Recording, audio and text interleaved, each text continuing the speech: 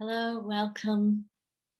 So, this is just a talk to introduce you to conflict resolution based on the Yoga Sutras, as I have learned it from Rama Jyoti Vernon, who is my mentor and teacher. Rama passed in November of last year. And as I was looking for photographs of her for a particular event, I refound her curriculum for peace studies. And this was a body of work that was done in a semester for a school. And while I teach conflict resolution and have been doing so for the last 12 years in a workshop style, oftentimes I find there's not enough time to teach both the principles as well as to then enter into dialogue and mediation styles and working with listening and the other types of things that involved the practicum aspect of conflict resolution. And so,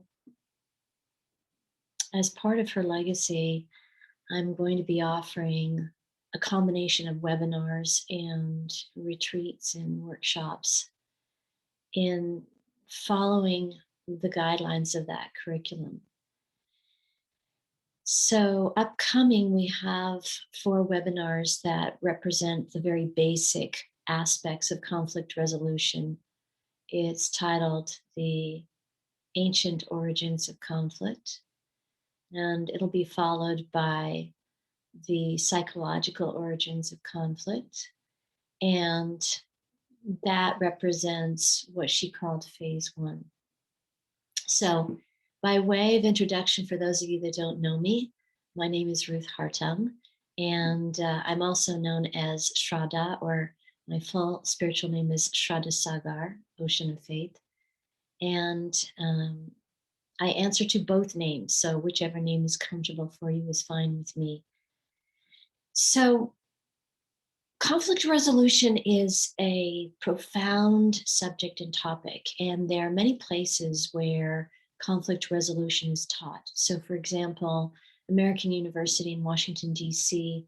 offers a degree in international relations, and conflict resolution is an aspect of diplomacy.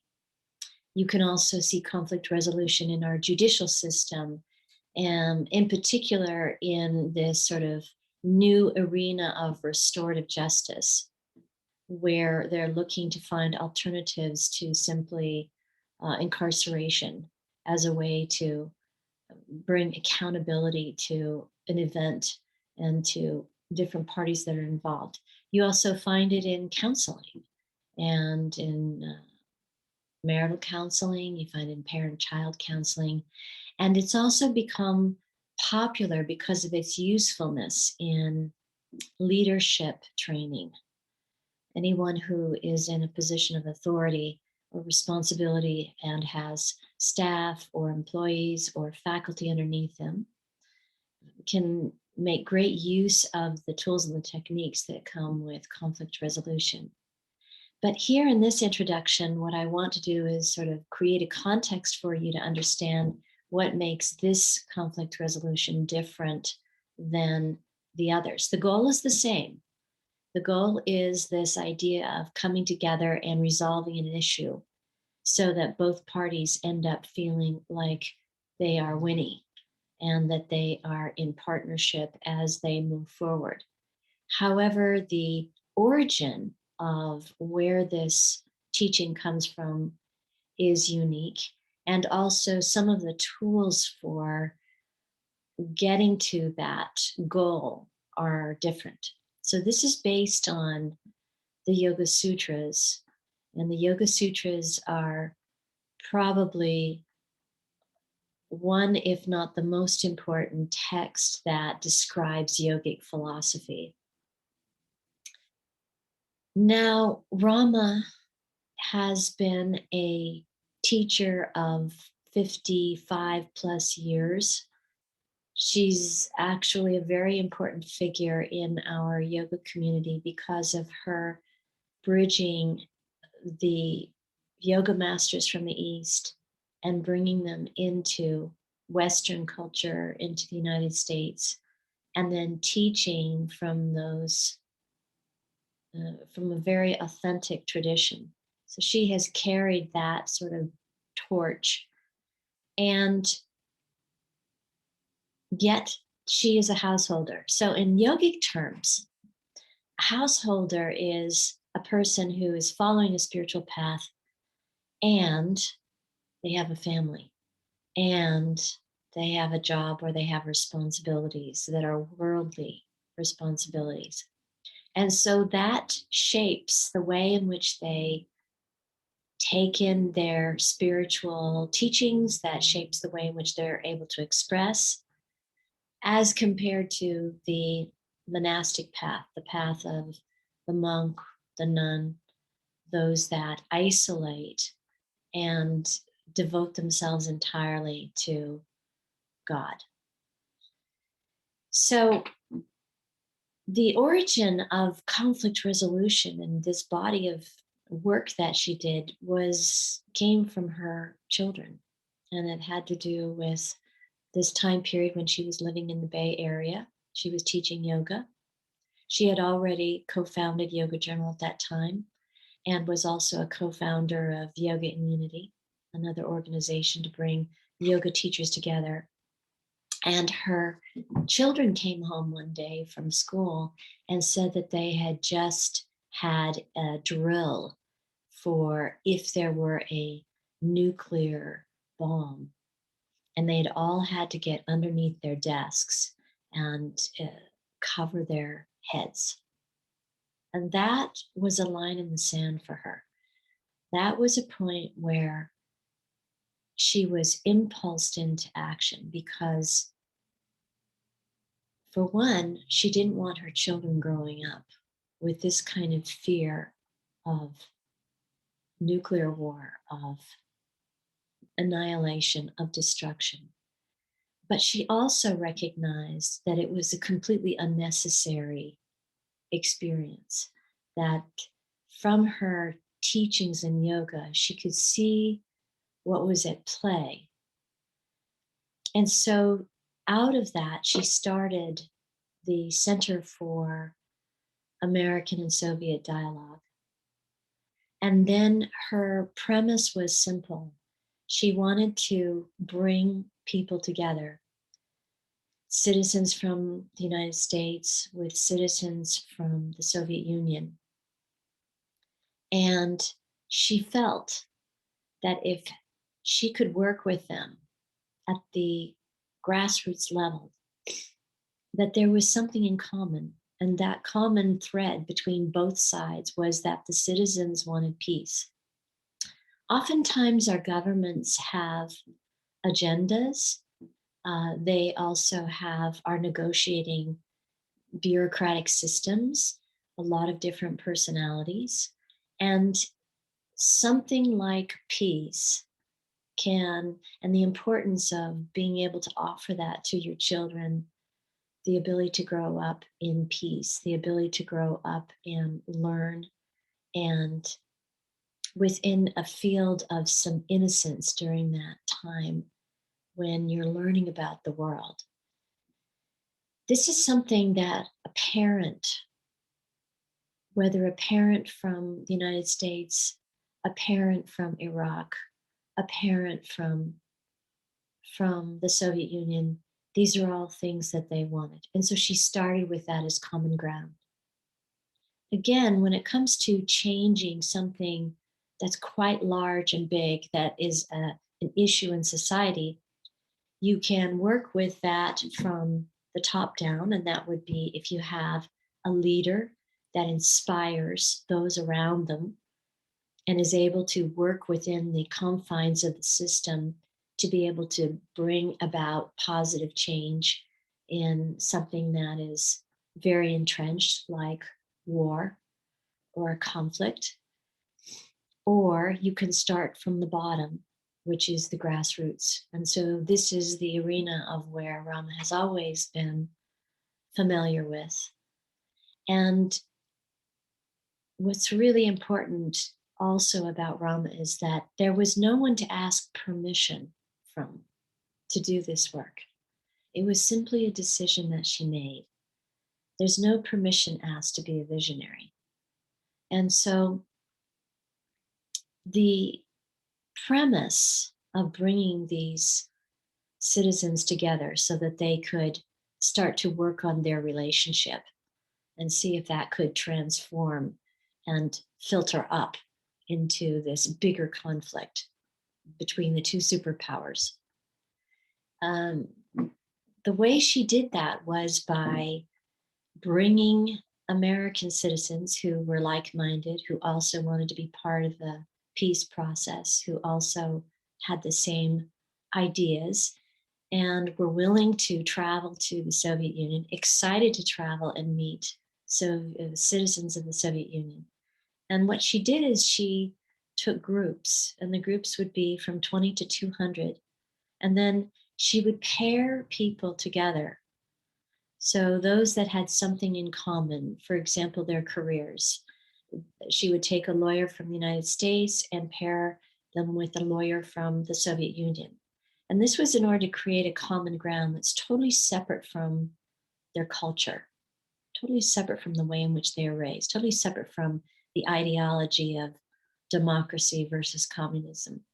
And she did this with athletes. She did this with parents. She did this with doctors. She did this with business people. And so, en route to Moscow with the group, there would be a layover in Finland. And it was during that time of the layover that she would start teaching these principles of the conflict resolution. Just because you desire peace or just because you are interested in a harmonious relationship, it's a wonderful start and it's an important and necessary start. But there's great skill involved in navigating differences of opinion, differences of values, history. And so there were many challenges as she took on this vision of bringing the people together. And out of those challenges, she kept developing teaching to help people understand ways to move through those differences, those blocks, those lack of connections. And that's what this conflict resolution based on the Yoga Sutras is all about. That's what her peace studies curriculum became later. So I met Rama by chance, or perhaps by destiny. And this was when my partner and I were on a spiritual pilgrimage, and we had been in India for a couple of months and then spent some time in Nepal, and then also spent time in Egypt before we came to Israel. And when we had gotten to Israel, we decided that we wanted to stay at this hospice that was for pilgrims. It was actually for Christian pilgrims. And we were yoga teachers.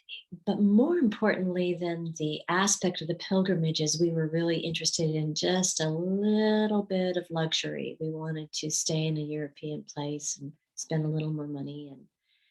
And so this is a beautiful place in the heart of the old city of Jerusalem. It has marble floors, it has balconies, it has a chapel.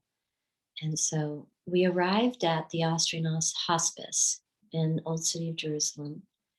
And as we were signing in and registering, there was this crackling loudspeaker.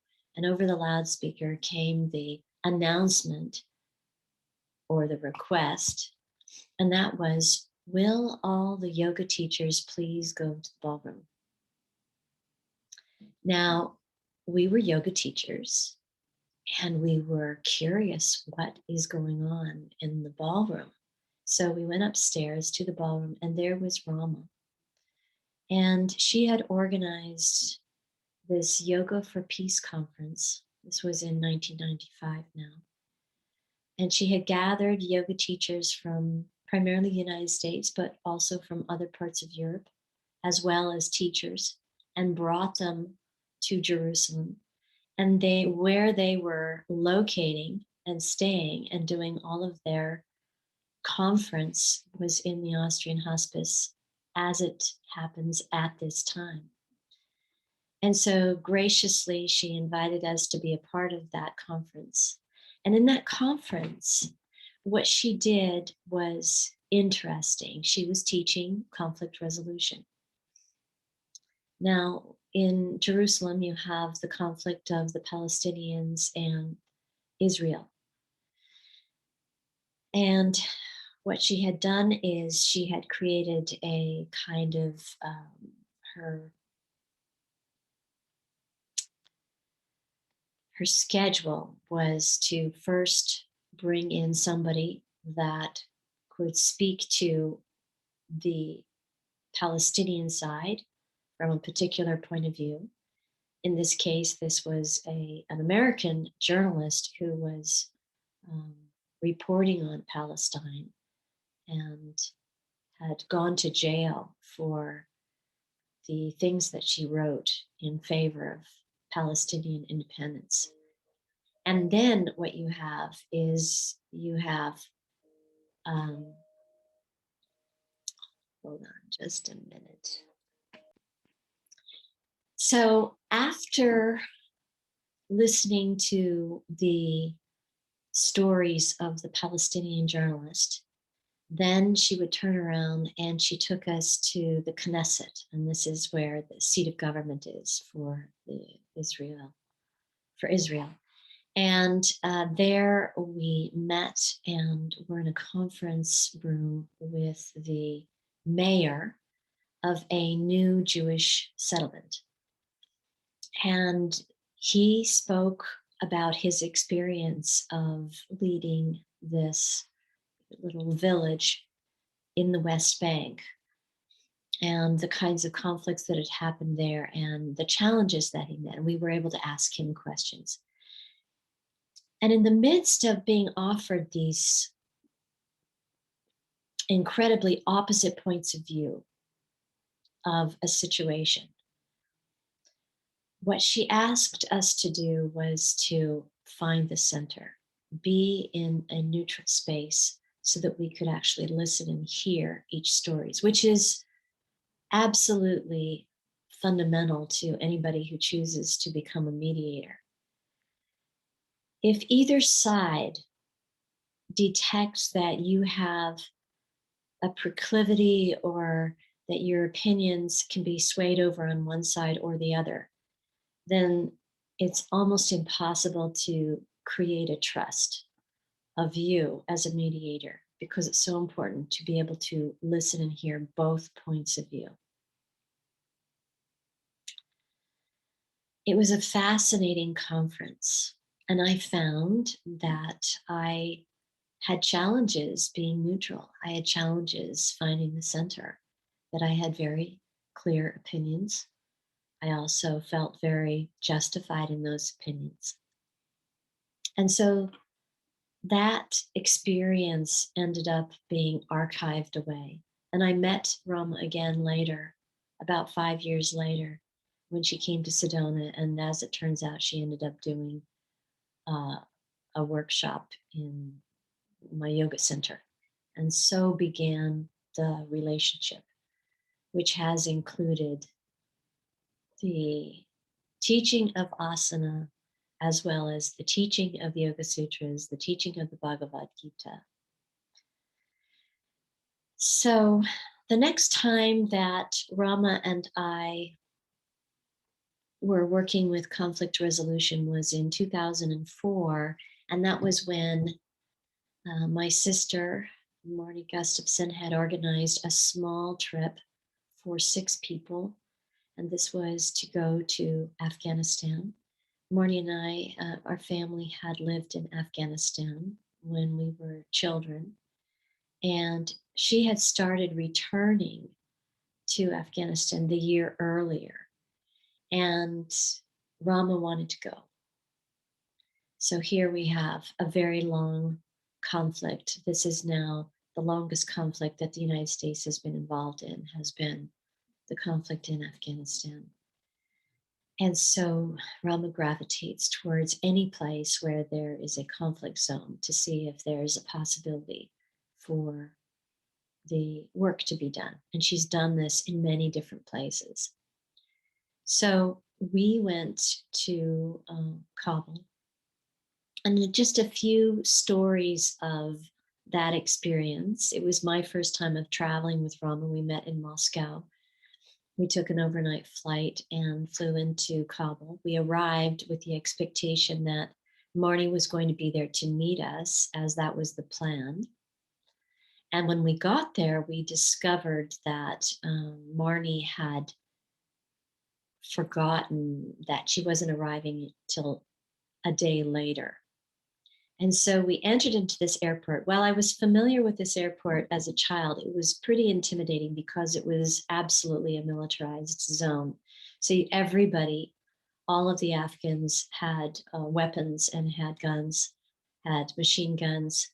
And just to make it even more rich and theatrical, as we were exiting the airplane, another airplane came in from Saudi Arabia, and this was bringing a group of Muslim pilgrims who had gone to Mecca for the Hajj and were coming back. And so as they were coming down the stairs, all dressed in white, if you can imagine an entire plane with everybody dressed in white coming down into the airport.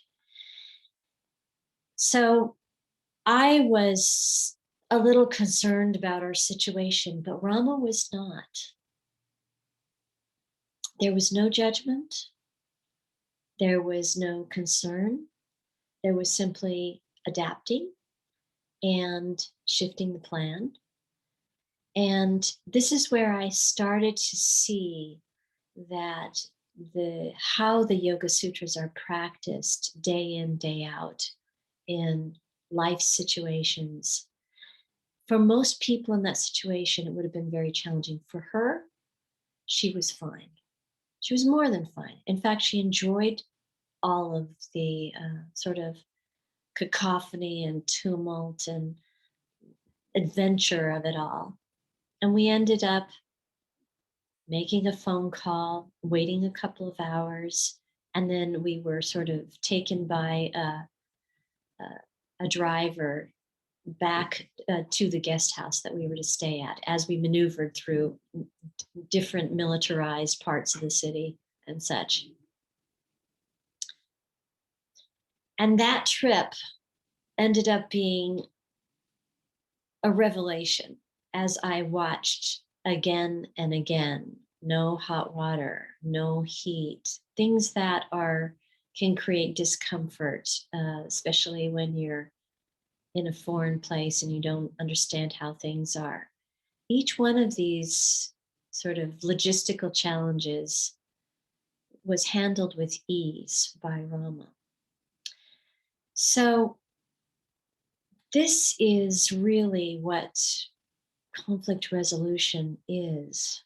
In the way I've learned from her, is it is a daily practice, because literally any one of those situations could have become a conflict. Anytime that we are in tension, anytime that we are uncertain, or fear has arisen, or we've become attached to a particular part of our plan and it doesn't happen, all of these are situations that have the potential to ripen into conflict, or not, or they can become something that's unexpected and wonderful and magical. And so this is part of what the teachings here have to offer, is a way of navigating the day in, day out aspects of our life. And that is absolutely what the householder is really values the most, because that's the world that we have chosen. If we've chosen family responsibility, if we've chosen the marketplace, if we've chosen to be in the thick of life, as opposed to stepping back and going into retreat, then learning how to move through that with ease and with grace and with dignity and have it be something that's fun rather than something that is difficult or traumatizing. Because all of this really starts with the mind and how we perceive things. So, this is why teaching this subject is incredibly rewarding for me. And it's rewarding when I see people are able to implement even a small piece of it can make a dramatic difference in a relationship or in a work situation or in the experience of having more inner peace. So, this is basically my introduction to this work. And I thought that there were a few questions that had come up in the chat box, and I wanted to address those and answer those. Hold on. All the logistics of working online. There's so many interesting variables. So, the first question was is there a particular version of the Yoga Sutras that I would recommend?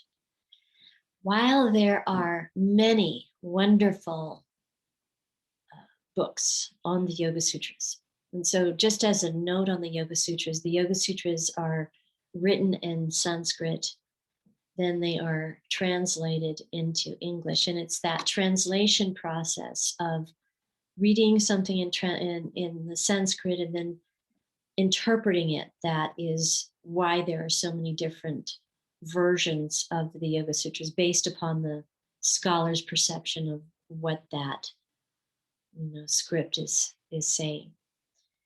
So the one that I would recommend for this would be, of course, Rama's, and she has in the last 5 years started writing about the Yoga Sutras. And of course, what makes this meaningful in this context is that the way she writes and also the way she puts it together is from a person that is integrating the teachings into daily life. It's that householder perspective. There are many extraordinary sort of intellectual and esoteric texts on the Yoga Sutras that are very worthy of reading. But for our purposes, I think you'll glean more and be able to integrate more out of her versions. So you can go to her website. So it's Rama Jyoti Vernon, and I think it's rama.yoga.com is her website. And on that website, you can purchase. She has chapter 1 and chapter 2. These are two separate books. Normally, you have the Yoga Sutras all in one book, and maybe in the future that will be possible. But she had a lot to say about each one of these chapters. And these are the two chapters that we use in conflict resolution. So, Volume 1 and Volume 2 by Rama Jyoti Vernon, Patanjali's Yoga Sutras. That would be where you would go to start to get some familiarity with some of the philosophy of the sutras. Okay, now another question that came up, this was a question about how do we know what's true? This is a student that was expressing this frustration and concern about what is true, especially as in our world today, um, we're getting information from different sources of media. There are different authorities. And we are in a time period where there are diametrically opposed points of view on the same situation. We have become polarized in a way that we have never been in modern times. And it seems to be happening about almost every subject and topic.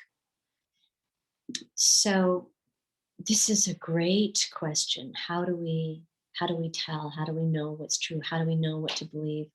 What should we listen to? Who should we listen to?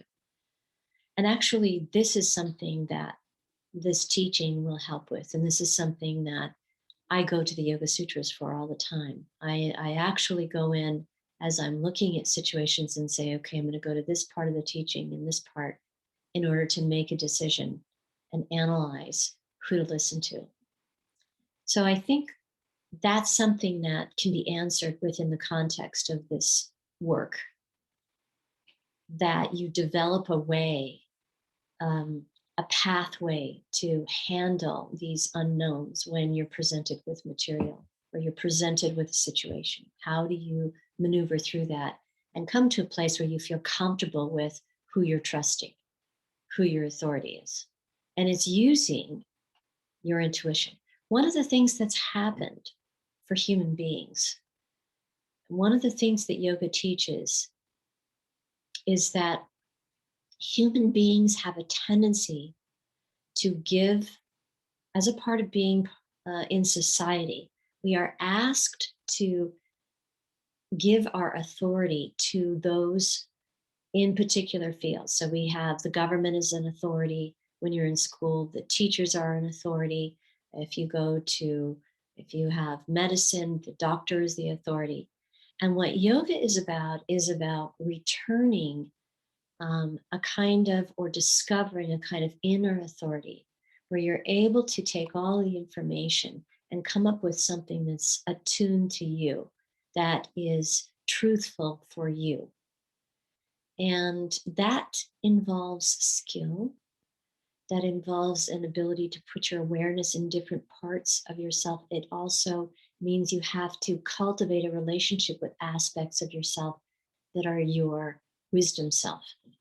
And so we have these different parts of the mind. We have this aspect of ourself that can see what is going on with clarity and is not disturbed by it and is not conflicted by it.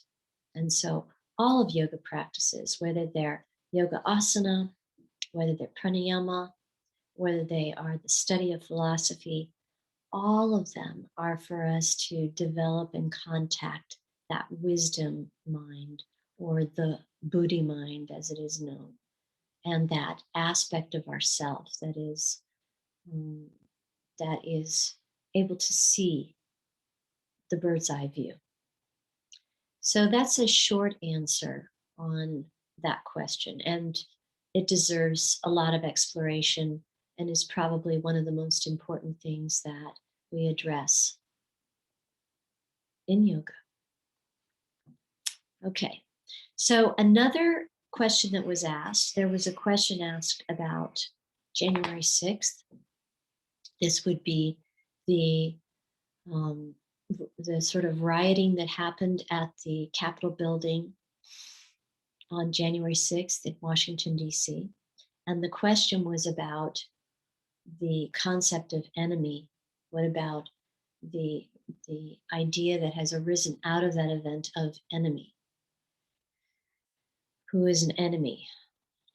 Who is a domestic terrorist? Rama always said, she has said this many, many times, so it's actually a perfect time to answer that question with her answer. And she said that to one person, when we go in to a country and we label somebody as a terrorist, she said, we may see them as a terrorist, but if we go into their shoes, they see themselves as a patriot. And so this is actually, it is a point of view. It is a point of view. And if we were to go back to the Civil War, not to the Civil War, if we go back to the War of Independence, our War of Independence from Britain, the British regarded us as terrorists because we were going against their rule of law, their colonization of the country, their rules that they were giving and implementing as the rulers of our country. And the Americans regarded themselves as patriots that were oppressed by Britain and needed to free themselves. This dynamic has played itself out over and over and over again in almost every country. And one side will see one group as a terrorist, and the other side will see themselves as patriots. And they will actually use those words. So, this is one piece of looking at what's happening on January 6th, is to look at that issue. Again, if you were practicing conflict resolution, what you would do is see if you could find the center, find the neutral point, and be able to understand each point of view. Why is it that this person regards them as a terrorist? Why is it that this side sees themselves as a patriot and feel oppressed and feel a need to move into some kind of violence in order to express themselves? So this is where the answer lies somewhere in the middle of this. The other piece that I will just say that is something that we'll discuss later on when we get into the psychological roots of conflict has to do with this. A nice way to put it, and this is a way a friend of mine and colleague who talks about enemy labels, that we get into a place where we label a person as an enemy. And this is really a total misrepresentation of what's really going on. And it can be very easily rooted in prior experience and prior beliefs. And then one brings and says that person is my enemy because of unresolved issues in prior parts of one's lives.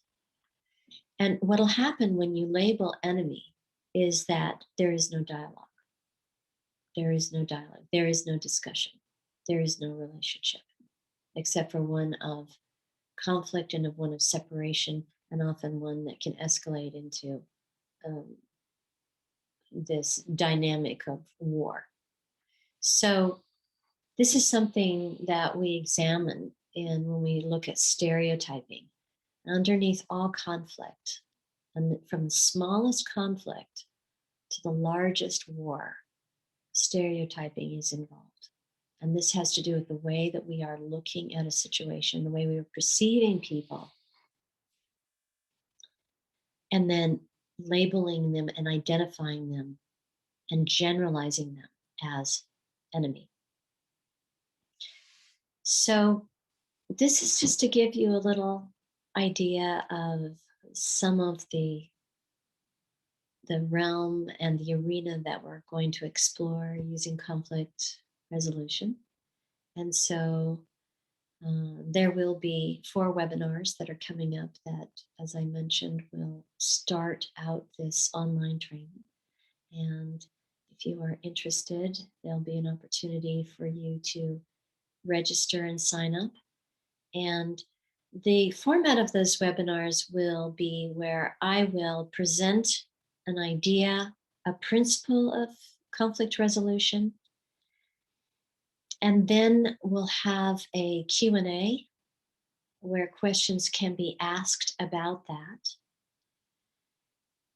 or taking a current situation and applying that principle to a current situation.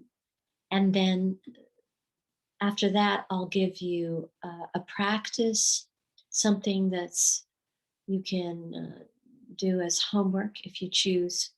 And that would be a practice that will usually involve maybe journaling a little bit. But it's the idea of taking what you just learned and integrating it into your life, seeing if there are places where you are able to use that principle and see what happens. And then the following time that we meet, the next webinar, there'll be a chance to sort of discuss what you've found, what you've discovered as a result of applying the teaching. And in that way, we can grow as a group and grow from other people's experience and such. And so this will be the general format. It'll be in the vicinity of 90 minutes each time we do a webinar. And so the other opportunity is that if you are interested in diving in and doing a 3-day conflict resolution workshop, there is going to be that available. The first one that we're doing this year is going to be in Texas in May, and there will be other places and where we do this as well.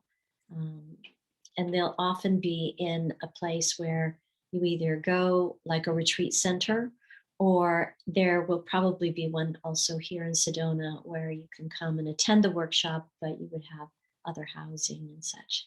So, so happy to see all of you, and very grateful to be able to follow this legacy and offer it. So thank you. Okay.